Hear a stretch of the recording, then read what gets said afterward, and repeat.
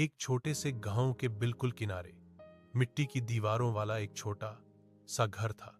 उस घर में रहता था रघु, एक गरीब किसान। घर की गरीबी ऐसी कि छत से बरसात के दिनों में पानी टपकता और सर्दियों की रातों में हवा सीटी बजाती हुई अंदर चली आती। लेकिन रघु का दिल वह हमेशा भरा रहता था उम्मीद से। रघु की पत्नी सीता और उसका नन्हा बेटा छोटू दोनों उसकी दुनिया थे। खेत छोटा था, बारिश कम होती थी और गाय बस एक ही थी, वह भी बूढ़ी। फिर भी रघु हर सुबह सूरज निकलने से पहले खेत में पहुंच जाता। उसकी हथेली में फटी हुई रेखाएं थी, पर उन रेखाओं में भी एक सपना था, किसी दिन अपने बेटे को पढ़ाकर बड़ा आदमी बनाने का। उस साल बारिश ने जैसे किसानों से मुंह मोड़ लिया। खेत फटते फटते सूखने लगे। अनाज क्या उगता, घास तक नहीं निकली।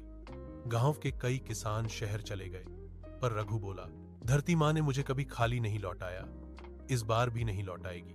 खेत में काम कम था, इसलिए रघु ने चौपाल में लोगों के लिए रस्सियां बनानी शुरू की।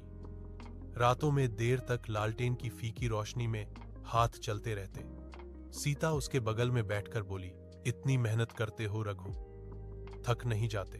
रघु हंसकर कहता, गरीब आदमी थकता नहीं सीता, बस रुक जाए तो सपने टूट जाते हैं। आखिरकार एक दिन आसमान काला होने लगा, बादल गरजे और रघु खेत की ओर दौड़ पड़ा। हवा में मिट्टी की खुशबू फैल रही थी, वही खुशबू जो किसान की जान होती है। और फिर बारिश शुरू हुई। रघु मिट्टी पर घुटनों के बल बैठ गया। बारिश की हर बूंद जैसे उसकी आंखों से निकले आंसुओं से मिल रही थी।